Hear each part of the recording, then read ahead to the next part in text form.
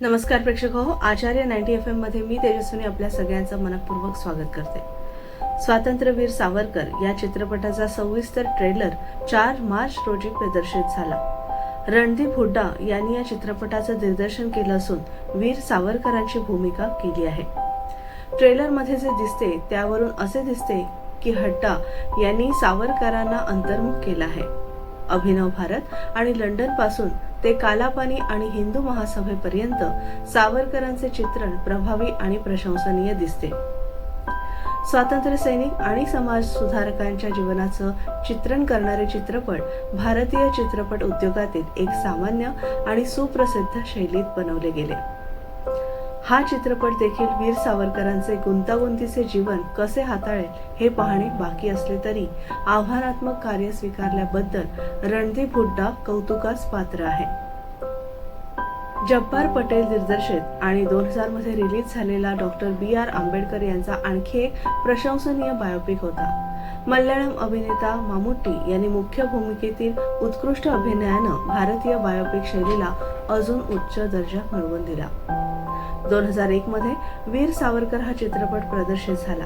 प्रसिद्ध संगीतकार सुधीर फडके यांचा हा चित्रपट संपूर्णपणे सार्वजनिक देणगीतून पूर्ण होण्यास आणि प्रदर्शित होण्यास जवळपास 1 दशक लागलं. वेद राही दिग्दर्शनात सावरकरांच्या अंदमान तुरुंगात झालेल्या त्रासाला हृदयस्पर्शी पद्धतीनं अधोरेखित केलं आहे.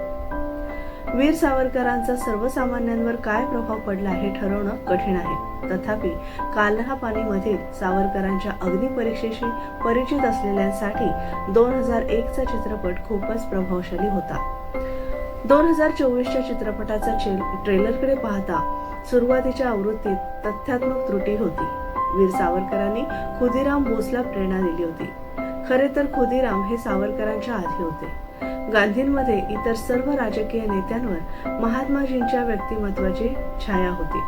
या चित्रपटानं जवाहरलाल नेहरू यांना कदाचित गांधींना समजून घेणारं एकमेव भारतीय नेते म्हणूनही प्रकाश टाकला आहे. पाश्चिमात्य लोकांना बहुतेक भारतीयांपेक्षा गांधींची चांगली समज असल्याचं चित्रित करण्यात आलं होतं.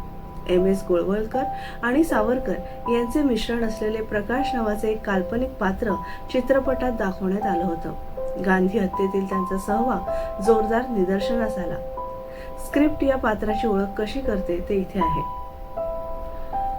रस्त्याच्या कडेला थोड्या अंतरावर एका स्थिर टांग्याच्या सावलीत बसलेला एक म्हातारा माणूस, अर्थात प्रकाश, छोटीशी जवळच वाढलेली दाढी आणि एका शवाचं कडक बुडलेलं मांस पाहत आहे. सावरकर गोळवलकर संमिश्र पात्राचं हे चित्रण सूक्ष्म पण प्रभावीपणे तिरस्काराची भावना व्यक्त करतं. हे सर्वात सूक्ष्म आणि कार्यक्षमतेने प्रचाराचं प्रतिनिधित्व करतं. बऱ्याच दर्शकांनी या पात्राकडे लक्ष दिलेलं नसलं तरीही संबंधित नकारात्मक अर्थ उदात्तपणे हस्तांतरित केले गेले. डॉक्टर आंबेडकरांबद्दलच्या चित्रपटात गांधींना जवळजवळ खलनायक म्हणून चित्रित करण्यात आलं होतं. ते अनुसूचित समुदायाच्या वास्तविकतेबद्दल अनभिज्ञ होते. तो एका आधुनिक कॉर्पोरेट गुरुसारखाच एक आकृती म्हणून दिसला. त्याच्या शहाणपणानं अलिप्त होता आणि त्याच्या आजूबाजूला गुंडांनी वेढलेला होता. त्याचप्रमाणे 2001च्या वीर सावरकर चित्रपटात गांधींना जाती व्यवस्थेचे पुरस्कर्ते म्हणून चित्रित केलं गेलं आहे. ते जन्म आधारित चतुर वर्णाचे समर्थन करतात, ज्याला सावरकरांनी जोरदार विरोध केला होता. घराणेशाहीच्या हितसंबंधांशी निगडीत गांधी नेहरूंच्या स्वातंत्र्योत्तर पंथावर प्रतिक्रिया उमटल्या.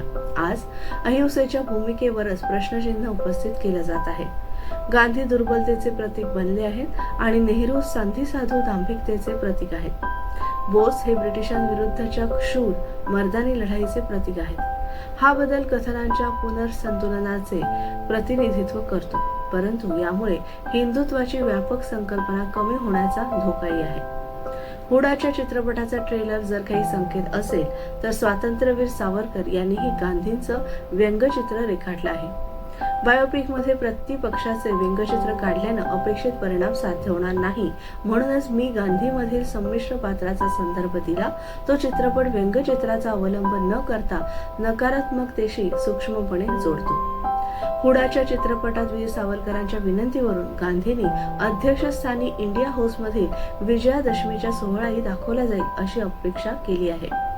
वीर सावरकरांना सेल्युलर जेलमध्ये त्रास सहन करावा लागला, त्याप्रमाणेच भारताने ब्रिटिशांना सहकार्य केलं तर ते प्रत्युत्तर देतील असे गांधी जवळजवळ साधेपणाने सुचवत असल्याचेही ट्रेलरमध्ये दाखवण्यात आलं आहे. सत्य हे आहे की पहिल्या महायुद्धाच्या वेळी सावरकरांचे ही मत होते की भारतीयांनी इंग्रजांना सहकार्य करावे. त्यावेळी घटनात्मक सुधारणा मोठ्या प्रमाणात झाल्या होत्या. बंगालमधील अनुशीलन समितीच्या क्रांतिकारकांचा हिंसाचार आणि सावरकरांच्या अभिनव भारत सोसायटीचा हा बदल घडवण्यात महत्वाचा वाटा असल्याच्या वस्तुस्थितीला अगदी क्षुल्लक माफ करता येणार नाही. सावरकरांनी ब्रिटिश भारतीय सैन्याच्या भारतीयकरणालाही अनुकूलता दर्शवली. त्यांनी बोस यांना परदेशातील भारतीय संघटनांकडून, विशेषतः जपानमधील रासबिहारी बोस, जे त्या देशातील हिंदू महासभेचे नेतेही होते, यांचा पाठिंबा घेण्याचा सल्ला दिला असताना सावरकर जपानच्या भारतावरील आक्रमणास पूर्णतः सोयीस्कर नव्हते. ट्रेलरमध्ये रासबिहारी बोस गायब आहेत. आशा आहे की तो चित्रपटात असेल. सावरकरांच्या अधिपत्याखालील हिंदू महासभा ही लोकशाहीवादी होती. अनेक वेळा प्रांतीय हिंदू महासभेच्या नेत्यांचे सावरकरांशी तीव्र मतभेद असायचे. तरीही सावरकरांनी त्यांच्या मतांबद्दल कटुता असली तरीही त्यांनी कधीही त्यांचा विरोध रोखला नाही. यामध्ये श्यामाप्रसाद मुखर्जी यांच्यासारख्या व्यक्तिमत्वांचा समावेश होता. 1857 मध्ये सावरकरांच्या अधिकृत कार्यात, ज्यांचं मूल्य केवळ हिंदू मुस्लिम ऐक्याचं वर्णन करणाऱ्या मजकुरापेक्षा जास्त आहे, व्यापक संशोधनाचं चित्रण हा चित्रपट करेल अशी आशा आहे. चित्रपटाच्या ट्रेलरमध्ये सावरकरांची एक अनोखी धर्मनिरपेक्ष व्याख्या देखील दिसून येते. ज्याला हिंद आवडतो तो हिंदू आहे. तथापि सावरकरांची वास्तविक व्याख्या सांगते की हिंदू ते आहेत जे भारताला आपली मातृभूमी आणि पवित्र भूमी मानतात. दोघांमध्ये फरक आहे. सावरकरांचे सर्व पैलू एकाच चित्रपटात किंवा कथनातून टिपणे आव्हानात्मक आहे. सावरकरांसारखी व्यक्तिरेखा नॉन हॅगिओग्राफिक पद्धतीने चित्रित करणं जवळजवळ अशक्य आहे, कारण त्यांचं जीवन खरोखरच वैभवानं भरलेलं आहे. तो एक असा माणूस होता ज्यानं आपल्या परिस्थितीची वास्तविकता नाकारली आणि त्याच्या वरती उठली. अनेक बाबतीत तो त्याच्या काळाच्या खूप पुढे होता. तरीही स्वप्न पाहणारा द्रष्टा देखील एक कठोर वास्तववादी होता. स्वातंत्र्यवीर विनायक दामोदर सावरकर यांच्यासारख्या व्यक्तिरेखेवर चित्रपट बनवणं हे जिकिरीचं काम आहे. ते घेतल्याबद्दल हुड्डा कौतुकास पात्र आहेत. 22 मार्च रोजी हा चित्रपट प्रदर्शित झाला. तर सगळ्यांना आवाहन करतो की वीर सावरकरांचा त्याग आणि संघर्षाला हा चित्रपट पात्र आहे. तो जास्तीत संख्येने सगळ्या प्रेक्षकांनी चित्रपटगृहात जाऊन अवश्य पाहावा. धन्यवाद.